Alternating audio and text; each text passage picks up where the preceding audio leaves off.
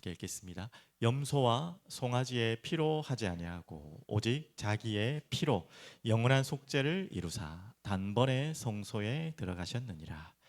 대제사장이 해마다 다른 것의 피로써 성소에 들어가는 것 같이 자주 자기를 드리려고 아니하실지니 그리하면 그가 세상을 창조한 때부터 자주 고난을 받았어야 할 것이로되 이제 자기를 단번에 제물로 드려 죄를 없이 하시려고 세상 끝에 나타나셨느니라. 아멘. 너무 귀한 본문입니다. 오늘 말씀 제목은 단번에 들이신 영원한 속죄인데 예수 그리스도의 영원한 속죄죠. 단번에 들이신 예수 그리스도의 속죄. 우리는 이 사실을 믿고 이 자리에 좀 그런 말이지만 뻔뻔하게 앉아 있고 담대하게 앉을 수 있는 것입니다. 오늘까지 성찬에 대한 이야기인데 이 내용과 연결되어 있는 내용이라서 함께 나누겠습니다. 지금 우리 주일날 말씀드린 것처럼 아직도 아니면 멈췄다가 또 재개했다가 그러신 분 있습니까? 여러분 마음속에 전투가 전쟁이 아니면 싸움이 계속해서 밀렸다가 또 쫓겼다가 또 몰아냈다가 아마 그런 전선에 있는 분들이 분명히 있을 거예요. 오늘 마지막에 우리 찬양했던 것처럼 이것만 바꾸면 되는데 이게 참 안 되죠. 그래서 또 우리 마음속이 전쟁으로 한참 막 들끓다가 이 자리에 오신 분들은 승리하셨습니다. 또 예배로 이 자리에 오지 못하시지만 방송으로 보시는 분들도 마찬가지고요. 승리하셨습니다. 이미 이 자리에 온 것 자체가 나의 왕관을 내려놓고 내 의지와 주권을 내려놓고 예배라는 단어 아시죠? 프로스키네오. 예전에 기억나시죠? 프로스키네오. 완전히 엎드린다. 두 손 두 발 다 든다. 항복한다는 뜻이. 오늘 그거면 됩니다. 오늘 이 자리가 여러분의 마음의 전쟁을 끝내게 하는 순간일 수 있겠지만 그런 날이 되기를 바랍니다. 자, 그래서 오늘 성찬의 의미를 다시 한번 오늘 마지막으로 너무 중요하기 때문에 그런지 세 분에 나눠서 세 주일에 나눠서 하이델베르그 요리문답은 나누고 있는데요. 먼저 정리할게요. 성찬의 의미라고 해야 되는데 제가 성찬의 그 의미가 곧 은혜예요. 그래서 성찬의 은혜가 얼마나 큰지를 좀 나눴으면 좋겠습니다. 이 성찬의 의미를 아는 자가 하나님 나라 백성이에요. 하나님 나라의 백성이 또 이 은혜를 누리는 최고의 눈에 보이는 복음의 예식이 성찬입니다. 자, 그래서 정리한 거 이제 여러분 성찬 시간 때마다 잠시 메시지를 드리긴 하지만 그때 너무 짧아서 긴 메시지를 드릴 시간이 없었기 때문에 지금 이번에 3주 했던 하이델베르그 요리문답에 정리된 내용들을 이제 성찬식 때마다 딱 마음에 기억하십시오. 제가 성찬식 때 짧게는 메시지 요약해드리겠지만 길게는 못하니까 자 이제 기억하십시오. 성찬의 의미, 우리가 성찬식 때마다 기억해야 될 영적인 어마어마한 은혜죠. 죄 사함의 은혜, 그리고 그분이 내 안에, 내가 그 안에 계시는 영원히 함께하는 영생의 의미가 있습니다. 자, 성경 구절 확인해 보겠습니다. 이것은 죄 사함을 얻게 하려고 많은 사람을 위하여 흘리는 바 나의 피, 곧 언약의 피니라. 이 언약의 피가 무슨 뜻입니까? 예, 약속하셨어요. 이 피로 너희를 어떻게 하겠다? 깨끗게 하겠다. 이 피로서만 너희들의 모든 죄가 씻김을 받겠다. 그 약속의 피다. 그 의미가 성찬의 잔과 그 뭐 떡은 또 다른 의미일 수 있겠지만 같은 의미가 다 등가 있는 거죠. 자, 또 있습니다. 내 살을 먹고 내 피를 마시는 자는 자 나와 있죠. 그러니까 영생의 의미라 했죠. 영생을 가졌고 네 영생을 가진 의미가 또 있습니다. 마지막 날에 내가 그를 다시 살리리니 이제 우리의 영원한 육신의 죽음은 누구나 다 오겠고 오늘도 제가 장례식을 또 어디 참석하고 갔지만 90세가 넘으신 우리 권사님 돌아가셔서 여러분 잘 모르시는 분이라서 다녀왔는데 참 권사님에다가 연세도 많으시니까 감사하더라고요. 예, 그 예배 자체가 영생의 비밀을 가진 분이기 때문에 그래서 우리의 죽음이 끝이 아니라는 거 여러분 아시죠? 예수 그리스도의 피의 언약의 보증과 약속을 통해서 그리고 끝이 아니에요. 그럼 죽을 때까지 기다려야 되냐? 그게 아니에요. 내 살은 참된 양식이고 내 피는 참된 음료로다 하고서 내 살을 먹고 내 피를 마신 자는 이제 어떻게 된다고요? 네, 내 안에 주님이 거하고 나도 그의 안에 가나니 얼마나 감사합니까?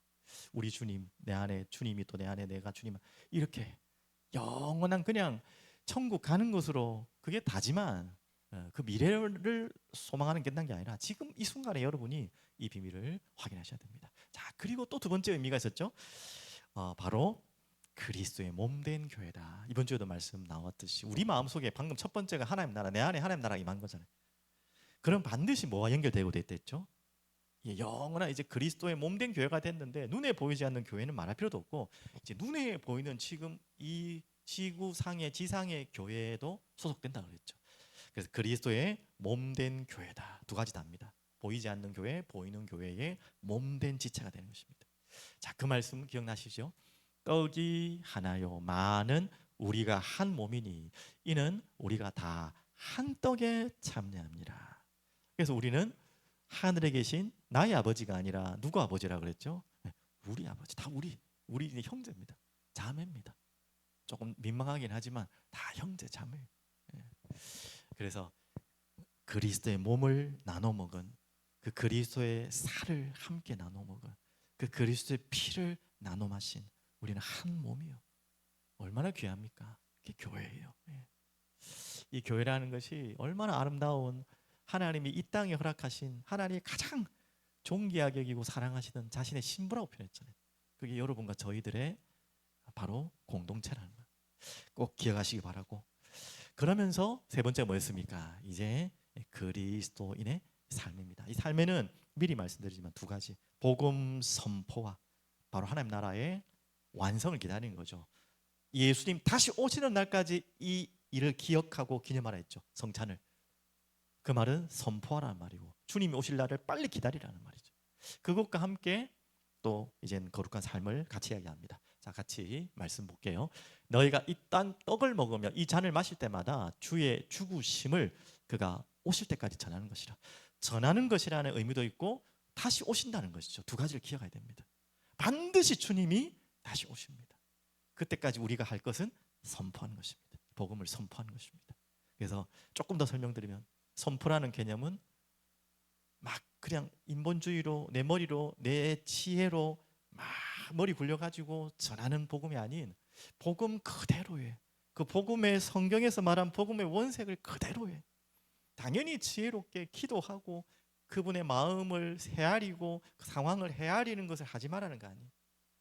그렇다고 눈치를 보고 복음을 돌려서 비껴서 뭐 어떻게 하든지 영접을 한번 시켜보려고, 그것은 절대 아닙니다.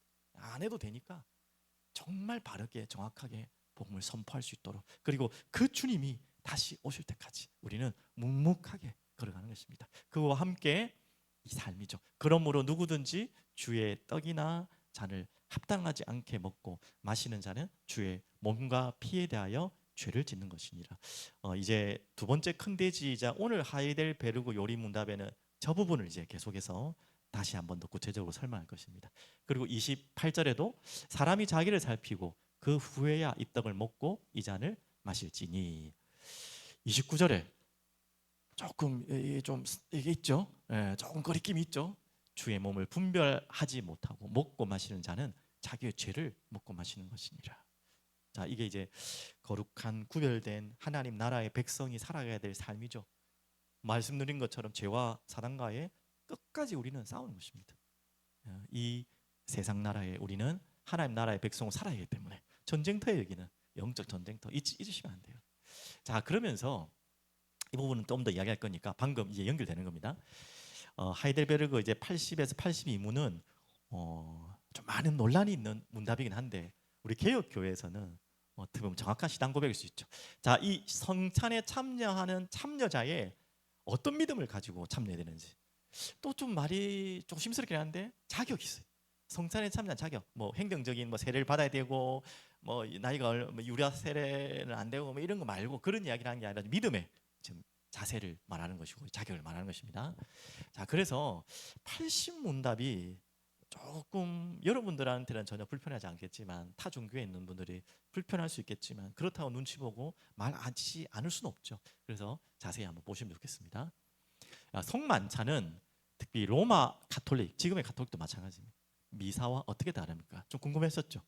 여러분 혹시 천주교에서 오신 분 계신지 모르겠지만 아니면 천주교 내가 미사를 참석해 보신 적 있습니까?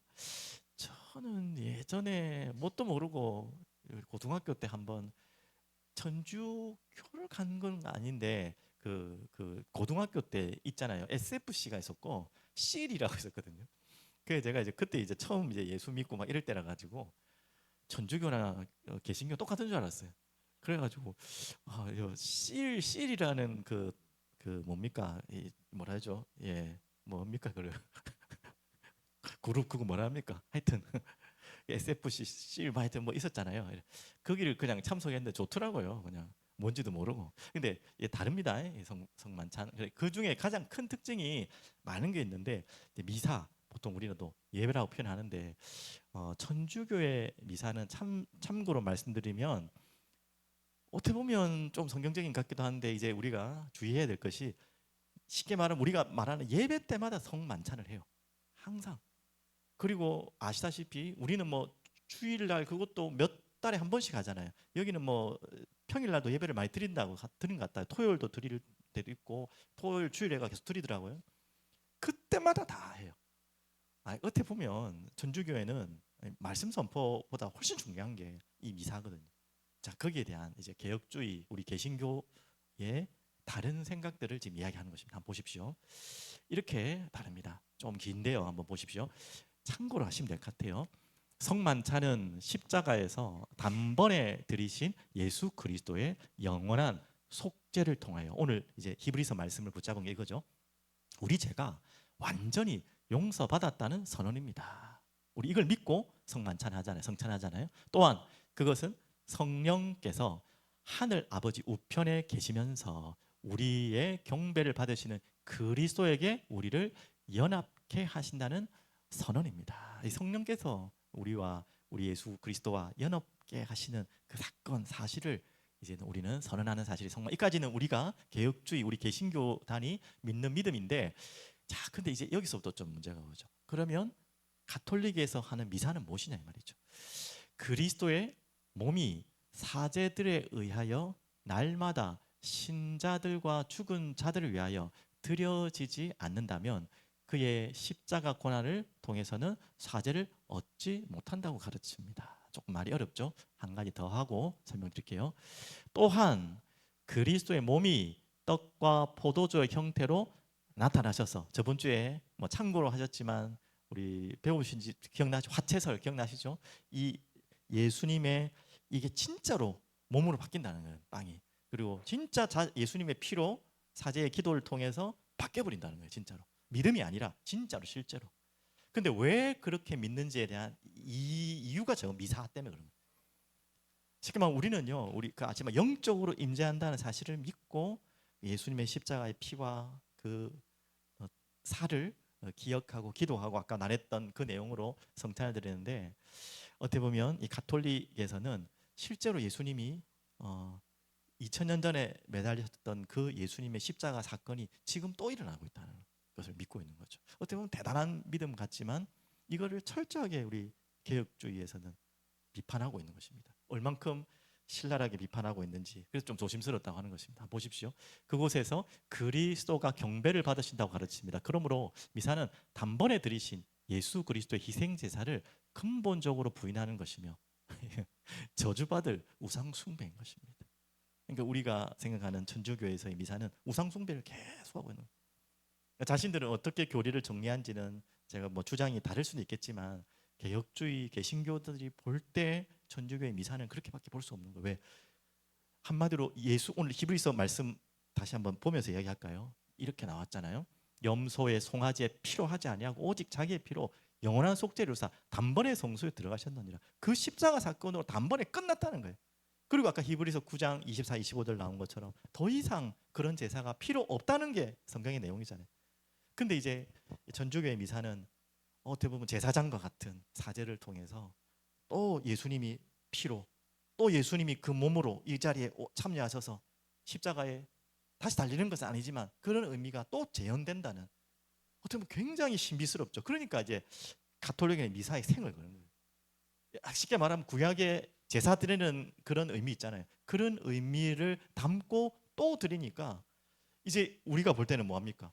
아니 끝났는데 그리스도께서 십자가에 끝냈는데 또 제사를 드리는 희생제사 드리는 것 같은 예식을 하니까 우상숭배라고 저렇게 처절하게 비판을 하는 것입니다. 이건 뭐 교리 그 당시에는 너무나 심각한 교리 전쟁이기 때문에 좀 심한 말들까지 나왔죠. 저주받을 우상 숭배인 것입니다. 그래서 뭐 참고로 말씀드리면 이제 이것 때문에 천주교에서 너무 들고 일어나 가지고 어떤 좀 통합을 하려고 하는 교단에서는 이 부분을 살짝 이렇게 감추는 교단도 있다고 합니다. 뭐 우리는 그렇진 않고요. 그렇죠?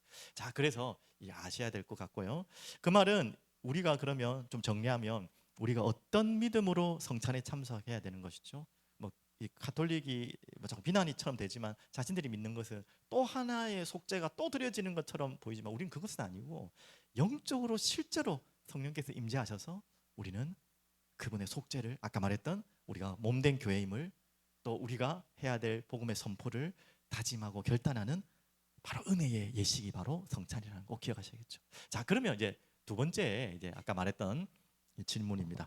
이제 주님의 식탁에는 누가 참여할 수 있습니까? 아까 자격, 믿음의 조건, 자격이 필요한데요.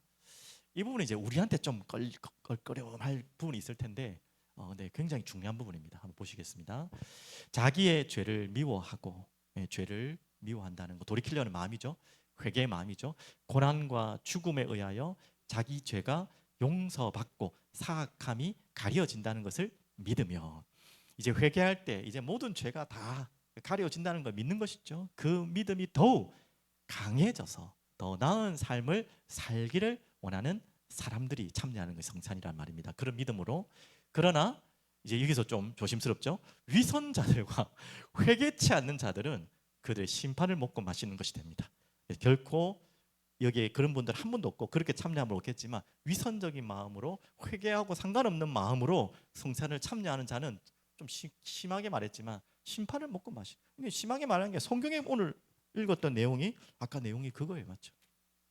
그리고 조금만 더 이야기하면 이제 82문 연결됩니다. 말과 행위로 불신앙과 불경건을 드러내는 자들을 성만찬에 참여하게 해도 될까요? 이제 교회 치리권, 뭐 당회 또 권징에 대한 부분이 연결되는데 이것도 참 그대로 지켜지는 교회는 거의 없다고 봐야겠죠. 왜 다 성도님들 눈치 보고 교회가 있지?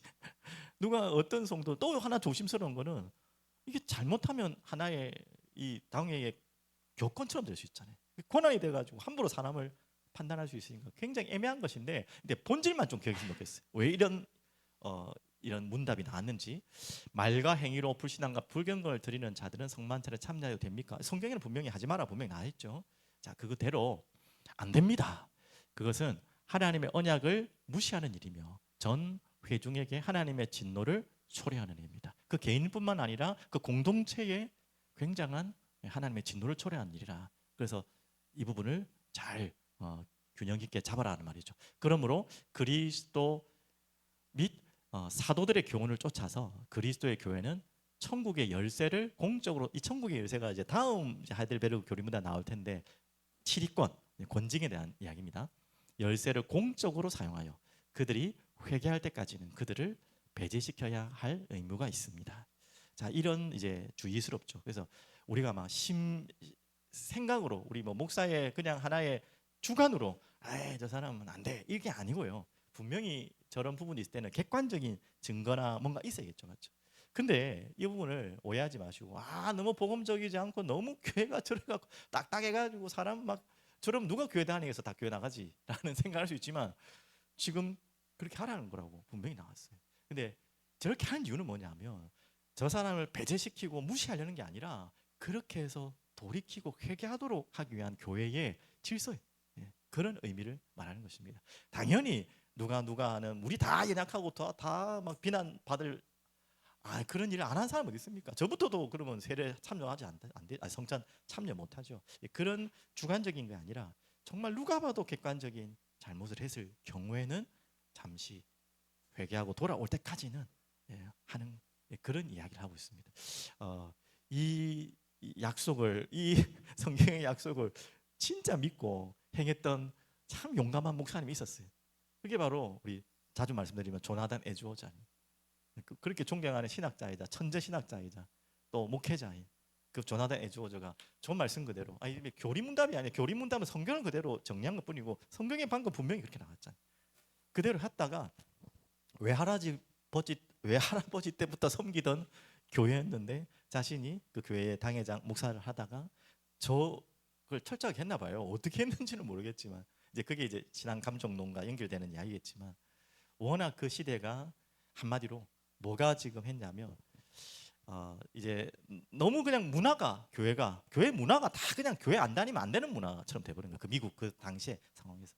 그러니까 삶은 완전히 엉망진창이고 완전히 교회 다니고 구원받은 사람처럼 안 사는데 그냥 형식상 교회 앉아 있는 사람이 너무 많았던 것 같아요. 그때는. 지금은 솔직히 그런 시대하고 좀 달라졌지만, 그러니까 그냥 아버지가 믿고 어머니, 그 문화가 자칫 다 그냥 온 마을이 다 교회 다니는 문화니까 이제 그걸 이제 배제하기 위해서 이걸 했다가 쫓겨났죠. 교회를 결국 쫓겨나 버렸어.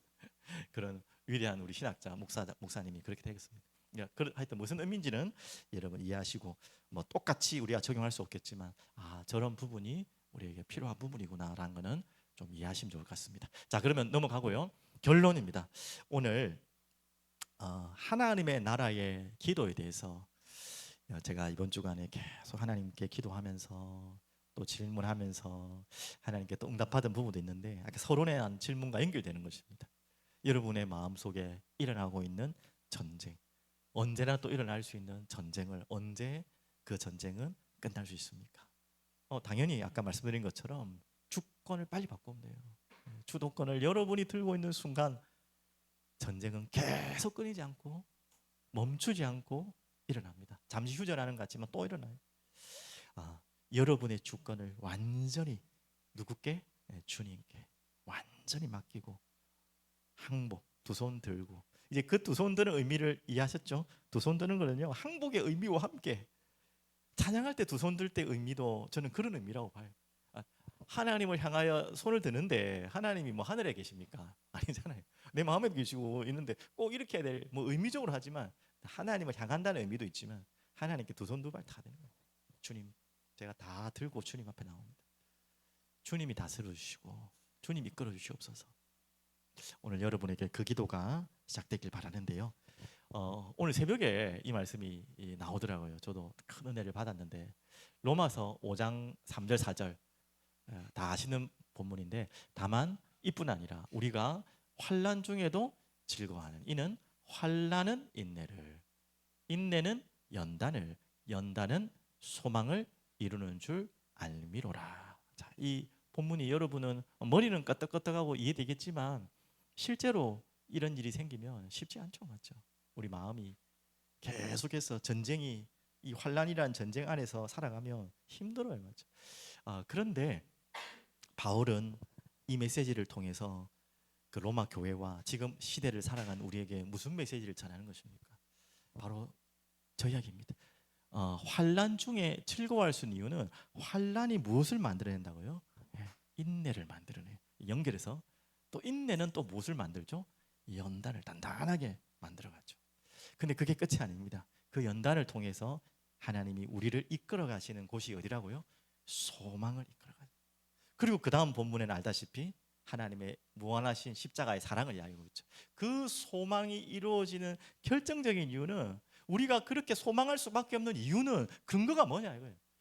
소망이라는 거에 근거가 있어야 소망을 할 거 아닙니까? 우리가 어떻게 환난을, 인내를, 연단이라는 그 결국 소망으로까지 가기까지의 어떻게 보면 길까지 가려면 뭐가 하나 있어야 된다는 거죠. 그게 뭐죠? 5장 5절부터 나오죠. 바로 그게 십자가의 사랑이에요. 그 십자가의 사랑을 알기 때문에 환난이 와도 인내할 수 있는 것이고, 인내를 통해 연단되어지고 결국은 소망까지. 우리에게는 어떤 환난과 또 어떤 저런 와도 우리에게는 무엇에 확신한 믿음이 있습니까? 그리스도를 믿음으로 의롭게 되는, 아까 단번에 속죄를 이루신 십자가의 그 사건, 그 영원한 속죄의 사건, 하나님이 우리를 절대 포기하지 않겠다고 하시는 약속 중에 약속된 사건, 그건 실제 사건입니다. 그것을 믿는 믿음이 있기 때문에 연단을 만들어내고 인내를 만들어내고 환난이 왔지만 소망을 이끌어가는 거예요. 오늘 그 믿음으로 주님 앞에 서길 바랍니다.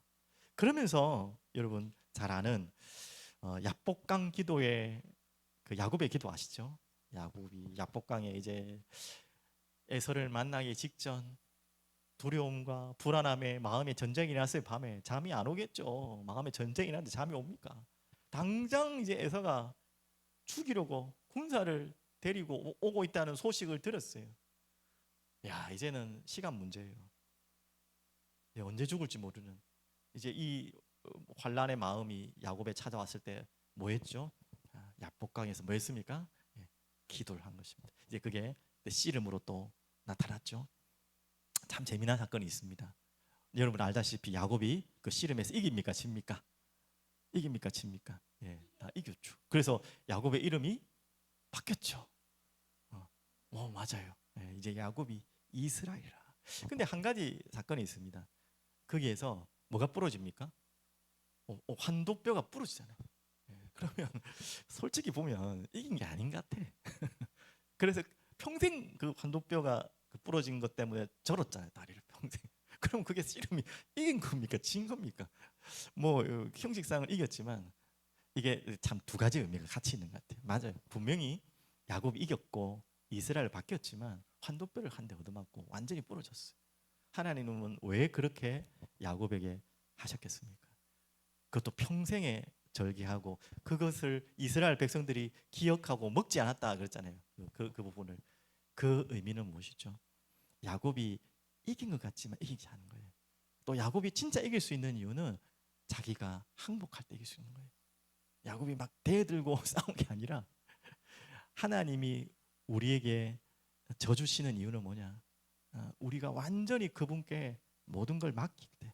야곱의 씨름은 대들겠다 싸운 게 아니었어요. 무슨 싸움이었습니까? 진짜 하나님하고 한번 붙어보자 그런 싸움이 아니었어요. 기도였어요. 기도. 우리의 기도가 오늘 그렇게 되길 바랍니다. 나의 환난 때문에 야곱처럼 정말 절박한 위기 때문에 와 이거 진짜 야곱이 잠을 잘 수 없을 만큼 밤새도록 씨름할 수밖에 없을 만큼 와 정말 막 마음에 뭐 부글부글 전쟁이 날 때 야곱이 참 어리석은 존재였고 약삭한 존재였지만 그래도 하나님이 끝까지 야곱을 쓰신 뭐 은혜지만 당연히 또 하나의 이유가 바로 기도의 사람이었어요. 그래도 기도의 사람이었어요. 그 기도 속에서 환도뼈를 얻어맞으면서 절대 교만할 수 없는 마음과 하나님께 두 손 두 발 드는 마음으로 엎드려서 붙어서 싸운 것입니다. 그것이 야곱이 하나님께 이길 수 있는 답이었어요. 맞죠? 오늘 여러분과 저희가 그 시간 되길 바랍니다. 여러분의 마음의 전쟁이 끝나는 시간은 너무너무 간단해요. 근데 그 간단한 답이 잘 안 돼요. 답은 다 아는데 안 돼요. 그래서 오늘도 주님 앞에 나와 주의 전에 나와 그 발 앞에 엎드려 완전히 두 손 두 발 드는 척하지 말고 그냥 지금 와 있는 환란을 떼어 넘기려고 그냥 하고 말고 우리 그럴 때 많거든요. 그 말고 진짜 하나님 은혜가 와야죠. 성령의 감동이 와야죠. 그 믿음으로 완전히 저는 아무것도 할 수 없는 존재입니다. 나는 죄인입니다. 주님의 십자가의 피가 나를 살렸습니다. 그 믿음으로 새로 시작하게 주옵소서. 오늘 여러분의 기도가 또 여러분의 엎드림이 오늘 그 시간 되기를 간절히 기도드립니다. 그리고 참 신비로운 일이 하나 있죠. 우리 몇 장입니까? 내 영혼 평안해, 내 영혼 평안해. 여러분 잘 아는 찬양이고 잘 아는 배경이잖아요. 스태포드라는 분이 그 당시에 전도자 누구죠? 그 누굽니까? 무디를 도왔던 어떻게 보면 굉장한 산업이기도 하고 그런 분이었어요. 얼마나 믿음이 좋고 복음의 일을 위해 그렇게 헌신했는데 그 온 결과가 너무나 참 비참한 결과가 왔잖아요. 그때에 이제 다시 그 가족들을 이제 아내만 살았고 자녀들이 천국 간 그 해양을 건너지 않습니까? 그 자리쯤에서 그 배의 선장입니까? 이 자리가 사고 난 해역입니다 할 때 그 스태포드가 그 자리에서 당연히 울부짖었겠죠. 그러면서 하나님께 기도했는데 고백했던 찬양이 그 찬양 아닙니까? 내 영혼 평안해, 내 영혼 평안해. 그게 말이 됩니까, 솔직히? 뭐 드라마 같기도 하죠. 너무 억지 같기도 하죠. 도저히 이해가 안 되죠. 그런데 이해가 됩니다. 그게 아까 말했던 진짜 소망이에요. 소망을 이야기하려고 자꾸 이야기하는데 이게 진짜 소망이에요. 우리는 머리로 이해 안 돼요. 이 스태포드가 그 당시에 완전히 무너졌다면 뭐 이름 없는 사람이 됐겠지만, 아니면 뭐 절망의 아이콘이 됐겠죠. 하지만 그 자리에서 영원한 천국 소망과 함께 자신을 구원하신 구원의 소망을 잃지 않는 그 믿음의 소망이 그 찬양을 만들어내게 되고, 참 우리도 다 이해할 수 없는 그 소망을 찬양으로 부를 수 있는 그런 귀한 찬양을 가사로 만들었어요. 그렇죠? 오늘 우리가 생각하는 지금 어려움, 여러분과 저희들이 생각하는 뭔가 내 마음속에는 전쟁, 외로움, 두려움 막 몰려오지만, 여러분 그거 너무 간단한 거예요. 솔직히 말하면 너무나 힘든 거지만, 솔직히 더 이상 말할 수 없을 만큼 힘든 거였겠죠, 여러분 개인에게는. 하지만 너무나도 간단한 거예요. 뭐가 있을 때? 소망, 영원한 소망. 그게 바로 결국 하나님 나라입니다.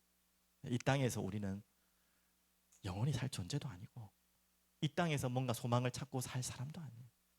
그렇다고 우리가 뭐 추상적으로 뭐 똥구름만 잡고 살자는 말은 더욱더 아니고요. 우리에게는 영원한 소망, 다시 오실 그 완성될 하나님의 나라, 다시 빨리 오시기를 원하는 마라나타의 신앙으로 오늘 여러분의 마음속에 있는 전쟁을 빨리 끝내십시오. 끝내버리시고 딱 주님 앞에 엎드리는 여러분 되길 간절히 소원합니다. 우리 기도하고 찬양하겠습니다. 전능하신 하나님, 아버지 감사합니다. 오늘도 찬양하기를 원합니다. 오늘 받은 말씀, 또 받은 은혜를 기억하고 주님 앞에 엎드려 찬양으로 고백드립니다. 주님 영광 받으시고 우리의 믿음을 찬양으로 돌려드리기를 소원하오니, 주님 우리의 마음과 심령을 은혜로 붙들어 주시옵소서. 예수 그리스도 이름으로 기도합니다. 아멘.